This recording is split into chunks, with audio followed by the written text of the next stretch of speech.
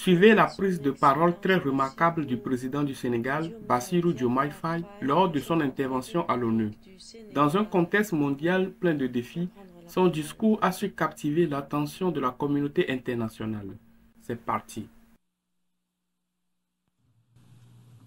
Monsieur le Président, chers collègues, Mesdames et Messieurs, je remercie le Secrétaire général pour l'initiative d'organiser ce sommet et je salue ses efforts pour un monde de paix, un monde stable où règne le développement inclusif.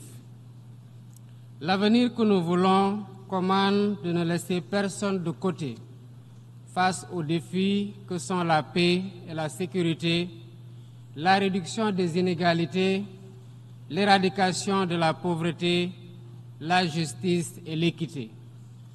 Nous ne pouvons réaliser cet avenir que dans la recherche de solutions communes dont le fondement se trouve dans un cadre multilatéral, un cadre qui inspire confiance et adhésion et sert les intérêts de tous. Autrement, il continuera à susciter la méfiance des uns et la défiance des autres et de perdre ainsi la crédibilité et la légitimité attachées à son autorité. À ce propos, j'aimerais partager avec vous 4 observations. Premièrement, il est clair que notre futur ne peut se construire sur le modèle actuel, dominé par les injustices, l'extrême pauvreté qui touche 10% de la population mondiale, les tensions géopolitiques de haute intensité et le réchauffement sans précédent de la planète qui affecte gravement nos pays. Le constat est alarmant et comme le soulignent les rapports du secrétaire général de l'ONU, si les tendances actuelles se maintiennent, 575 millions de personnes vivront encore dans l'extrême pauvreté d'ici 2030, ce qui va entraver davantage tout espoir de développement durable. Et face à cette situation, il est impératif de s'attaquer au cycle infernal de la dette, dont les taux anormalement élevés asphyxient de nombreux pays du Sud.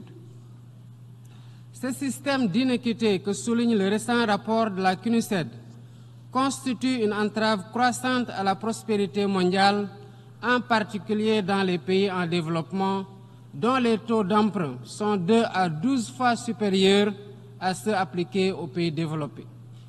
Pour une meilleure soutenabilité de la dette, il faut réformer les conditions d'accès au crédit, surtout le crédit export, en assouplissant les règles sur les taux d'emprunt et la durée des délais de grâce et des périodes de remboursement. Deuxièmement, la nécessité de réformer la gouvernance politique, économique et financière mondiale pour refléter les réalités d'aujourd'hui.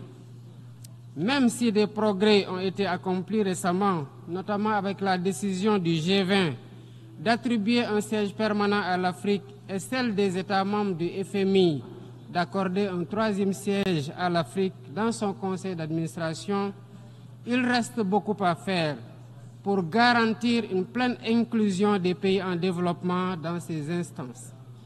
Troisièmement, il est impératif de renforcer les actions en faveur de l'éducation, de la formation professionnelle et technique pour lutter contre l'ignorance et l'endoctrinement et doter les jeunes de métiers et de moyens d'épanouissement. Un tel investissement contribuera à lutter contre les inégalités et à la réalisation des objectifs de développement durable. Il est donc plus qu'urgent d'accélérer la mise en œuvre du plan de relance des ODD, initié par le secrétaire général.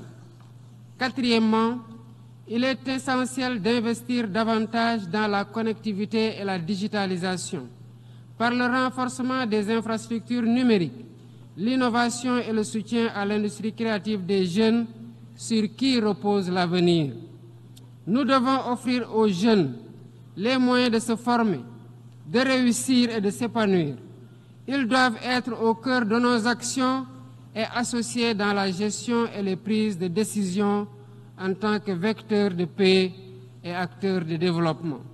Je vous remercie de votre aimable attention. Je remercie le président de la République du Sénégal. Le discours du président sénégalais Bassirou Diomaye Faye résonne comme un appel puissant à l'unité et à la coopération mondiale. Son insistance sur l'importance de ne laisser personne de côté face aux défis de notre époque souligne la nécessité d'une approche inclusive et collective. En évoquant la paix, la réduction des inégalités et l'éradication de la pauvreté, il rappelle que son avenir est intrinsèquement lié à la justice et à l'équité. Le président met également en lumière le rôle essentiel du multipartisme, qui est indispensable pour instaurer un climat de confiance entre les nations. Sans cela, la méfiance et la défiance peuvent saper la légitimité des institutions internationales. Ce discours ne se contente pas de dresser un constat, il appelle à une action concertée pour construire un avenir meilleur. C'est un message qui doit résonner fort et clair, car notre capacité à relever ces défis dépend de notre volonté de collaborer.